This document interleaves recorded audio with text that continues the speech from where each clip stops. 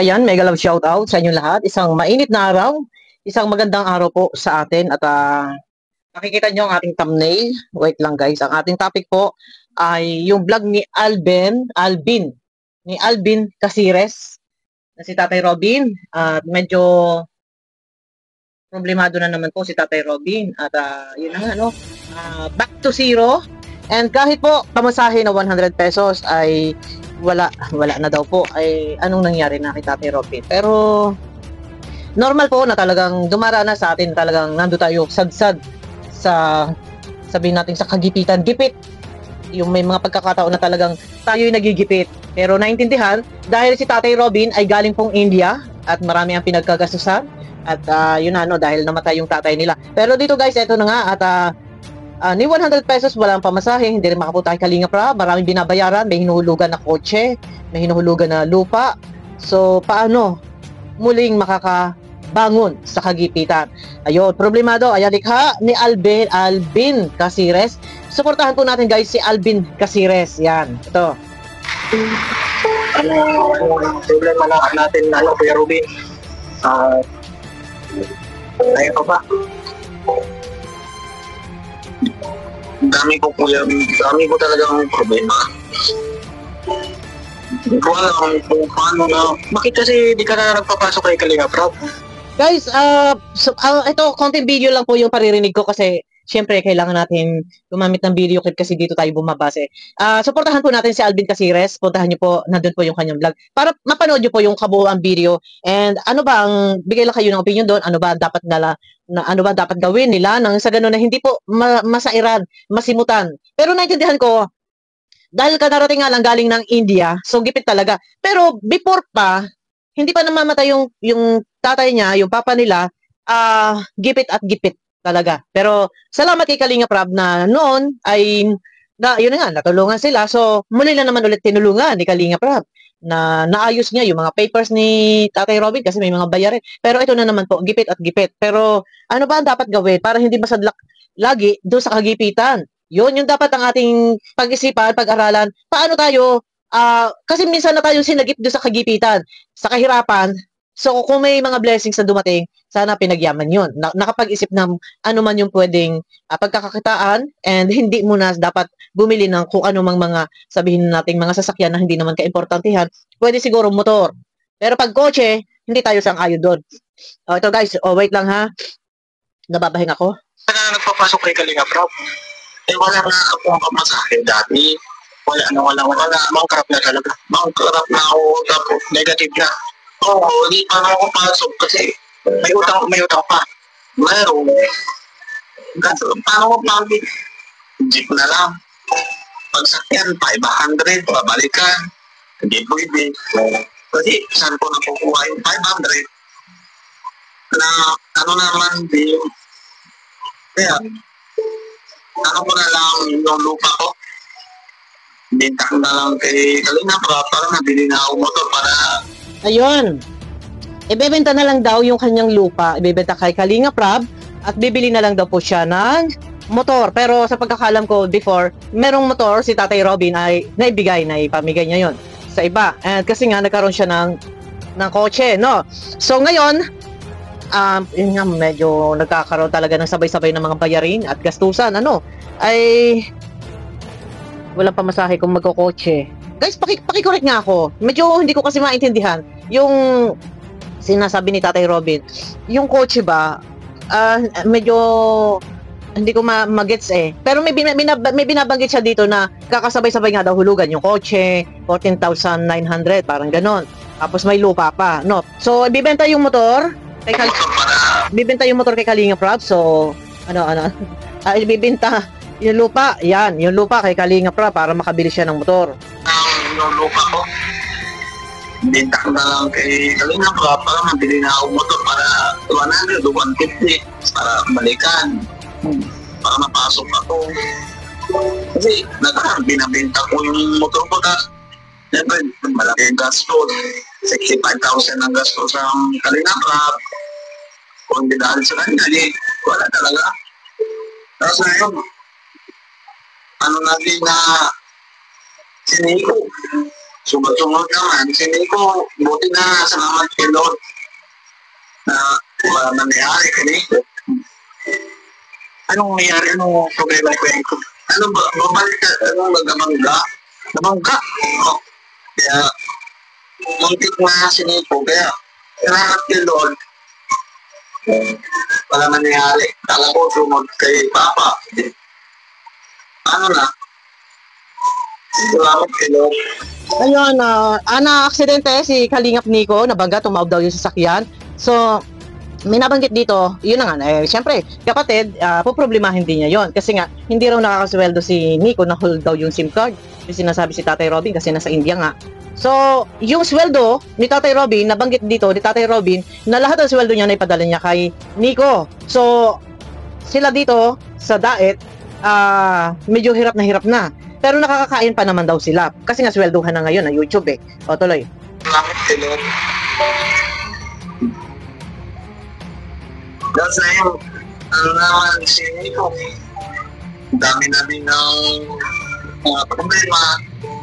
Kasi dito, ngayon okay lang, dito okay lang kami. Ngayon na hindi naman baga tawag yan na hirap. Nakakain naman yung bata. But, ngayon, araw na ito nasa sahod ako, nabibigay ako kay Tia. Tapos, ngayon may sahod na kayo. Oo, sahod na ako. Tapos, ayun, pinapadala ko kay Nico. Ako, sige na, anong problema mo? Ay, so yung buong sahod mo, binigay mo kay Nico. Oo. Kasi si Nico, hindi naman niya, na, yung SIM card. Yung SIM card niya, hold. Ayun na guys, no. Ang buong sahod daw ni Tatay Robin na ipadala lahat kay Nico. Yon, ang daming obligasyon ni Tatay Robin. At dito nga mahaba yan guys, panoorin ninyo. At binabalak na nga benta yung lupa para makaahon muli sa kagipitan. No? Ito, swelduhan ng YouTube. Ito, sa ngayon, nung isang araw pa, marami na nakasweldo. Yung sweldo niya ay ipinadala lahat kay Nico. Pero, dapat, Tatay Robin, yung sweldo mo sa YouTube, hindi lahat ipinadala mo. Dahil, unahin mo muna yung sarili mo. Dahil paano ka makakagalaw? Paano ka makakaalis, pumasok kay Kalinga Prab? Gayong, wala, ni 100, guys, panoorin ninyo, ni 100 daw po ay wala. 100 pesos na pamasahe, walang-wala. Kung pupunta daw doon, kila Kalinga Prab, 500 pesos back and forth na yon. So, wala din, ay 100 pesos ay wala pa din. So, dapat ang ginawa mo, Tatay Robin, sa pagkakasweldo mo itong buwang ito, ay yung pera, yung hindi mo, ipinadala kay Kalingap Nico. Intindihin mo muna ang sarili mo, kung paano ka makakasimula. No? Kung baga mamumuhunan ka doon sa sweldo mong ito, na magkakaroon ka dyan ng pamasahe para makapasok kay Kalingap Rob. Kasi kasama nila Kalingap Rob nag-i-scout eh. And then, doon sa sweldo mo, sana ay nagtira ka pang charity. Kasi nga, kailangan meron kang charity works. Kasi, tutulong ka, and then, kapag na-upload mo yung video na yan, ay may views, yun, doon ka nun. May balik naman yon. And then, paiikutin mo yon, no? Ganito lang yun, guys, eh. Tingnan nyo ha, isang halimbawa kay Kindred. Si Kindred, hindi sumusuko. Tuloy at tuloy, yan. Tuloy-tuloy. Kahit liblib na lugar, bundok yan, sinusuyod niya yan. Talagang, parang nagtatanim, and then may aanihin. Tingnan niyo viral ang mga vlog niya. So, ganun dapat ang gagawin ni Tatay Robin. Kapag yung isang halimbawa lang yung sweldo niya, lahat pinadala niya kay Nico kasi nga na-aksidente raw si Nico and hindi nga daw makasahod kasi na-hold nga daw yung kanyang SIM card daw. Ay, sana, pinati-parte mo. Sabi naman niya, ang mga anak naman niya ay nakakakain. Yun nga, hindi siya makagalaw. And may nabanggit din po dito si Tatay Robin na nangungutang sila ng pang-ulam. Panoorin niyo po kay Alvin Casires, yung kanilang inuulam ay inuutang na. So ngayon, sabi ni Alvin Casires, nakakotse ka, so nangungutang ka ng pang-ulam. Ano ang masasabi nila? Ano ba, hindi mo ba naiisip na baka mamaya napapag-usapan ka or baka sabihin nilang di kotsihan ka tapos wala ka pala pang-ulam? Ang sagot ni Tatay Robin, ang kanyang explanation daw doon ay nagipit dahil galing sa India. Pero before pa na hindi ka pa pumupunta ng India, alam kong dumating doon sa puntong talagang back to zero. simot na simot. Guys, hindi ko muna ipi-play. Gusto ko suportahan niyo po si Alvin Casires, guys. Kasi, pasensya na kay Alvin Casires. Kaunti lang po yung pinarinig ko. And mawalang galang, pasensya na po. Suportahan po natin, guys. Doon yung mapapanood kay Alvin Casires, no? Isa din sa problema, alam niyo sa totoo lang, magkano po, kasi nagkaroon ng kotse si Tatay Robin. Installment yun. 5 years to pay. Ganyan po ang mga kuhaan ng kotse. Meron na 7 years. Pero sa 7 years, medyo malaki-laki na talaga ang interest doon, ang patong nila. No, pero meron na 4 years, pero kadalasan 5 years to pay ang kotse. Depende yan.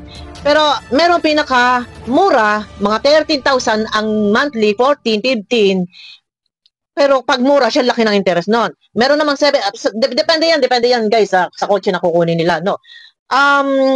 Installment. So monthly, 15,000 for example. 15,000. Kailangan sa isang buwan, ano yun makuha mo yung 15,000 shoot na shoot. Ay kung meron pa yata lote, si Tatay Robin na hinuhulugan, o baka nag-invest pa, ay magkano pa din yun. Mayroon siyang binanggit na tinuos niya ang kaniyang hulugan ay umabot ng 27,000. So sa loob ng isang buwan, kailangan meron kang kitain na 27,000 sa pamamagitan ng iyong pagbablog. Yon. Pero ang daming problema. Ito parang sa akin lang guys, no.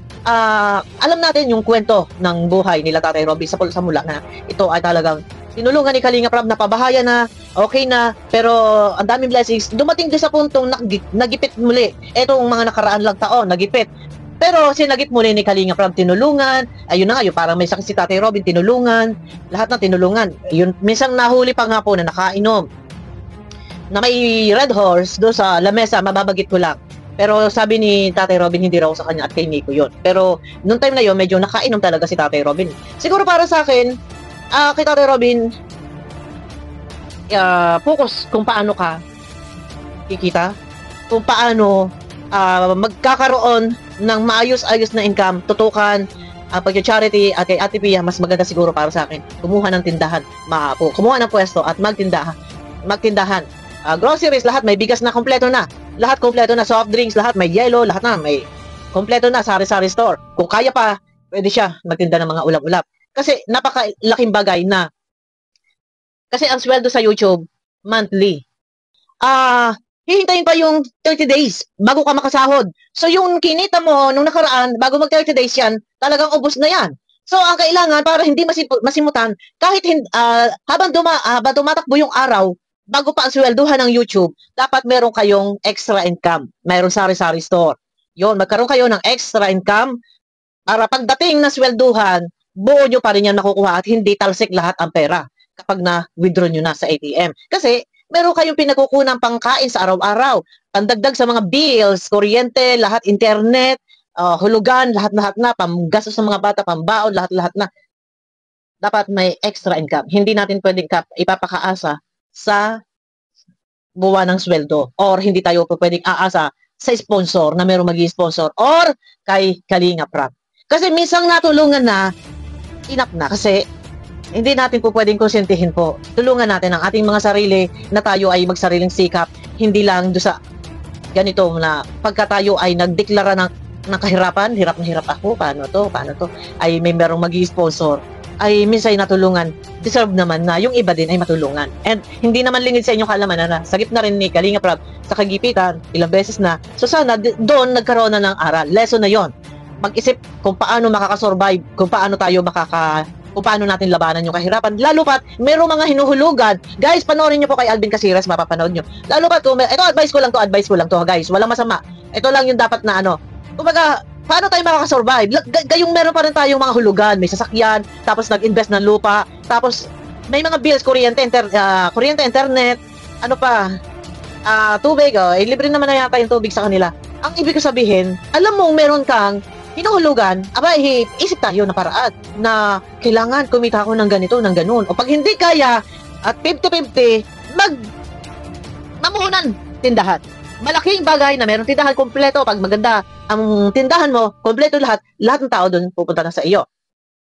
Yun, no? Isip lang tayo kasi hindi sa lahat ng pagkakataon, sa lahat ng oras na tuwing tayo ay nagigipit, ay merong sasagip sa ating kagipitan, sasagip sa ating kagutuman, ay sabi ko nga sa inyo na tayo naman ay natulungan na, tayo ay nilingap na, abay, wag nating ipakita na parang sad-sad pa rin talaga, back to zero. Ipakita natin na umangat na tayo sa tulong ng kalingap. Kasi makikita nyo, maganda nga bahay mo, pero ni 100 ay wala.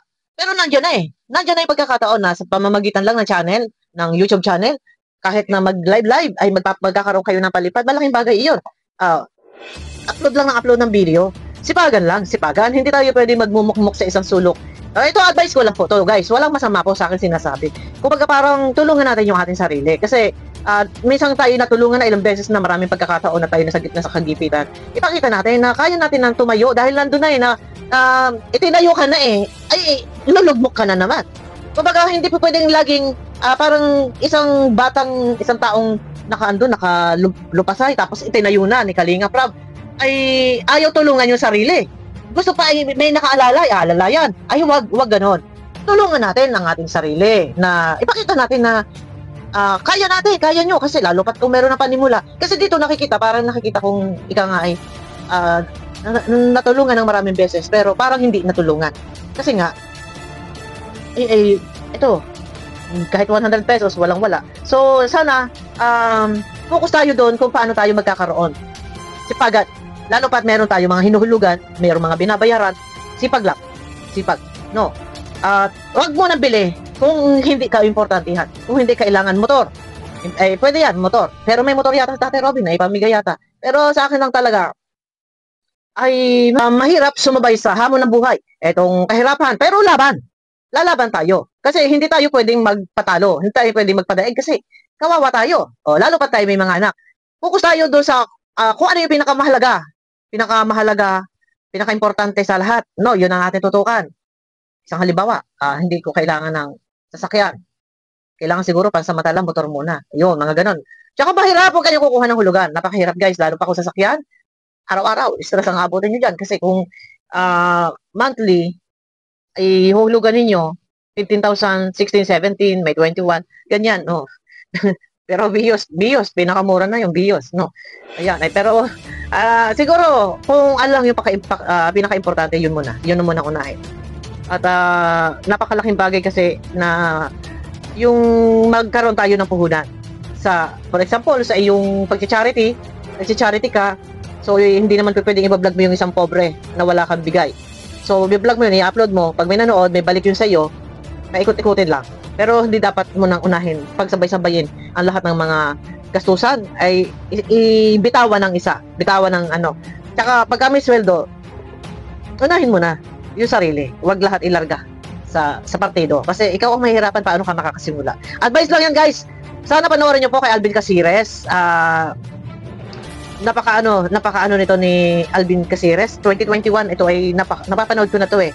Talagang kahit wala yung views, ang views niyan wala pang 100 pero sipag niyan sa pag-charity, no. Ang sipag niyan Alvin Casires, biglang nag-boom yan. Biglang sumikat yan nang makilala dito kay Tatay Robin. Pero 2021 naawa nga ako sa channel nito, sabi ko kawawa naman to. Sige-sige siya sa pag-charity na kahit wala talaga siya na views, hindi siya sumusuko si Alvin Casires. Yan, 2021 napapanood ko na po yan. Maraming nga napapag-usapan nga namin sa group chat yan si Alvin Casires. O kasi kahit wala talaga siyang views. Minsan may nakita kong upload yan, 55 lang, pero sige siya. Pero biglang nag-boom. Yan, supportahan po natin guys si Alvin Casires. Kay Tatay Robin, laban lang, huwag susuko, no, focus lang kung paano natin labanan yung hamon ng buhay, yung kahirapan. Normal, lahat tayo naghihirap, lahat tayo dumaraan sa kagipitan. Pero dapat, malayo pa, alam nating darating yung oras, yung araw na kailangan natin ng ganito. Dapat yan pinaghahandaan, sikap tayo, isip tayo kung saan tayo mas higit na magkakaroon.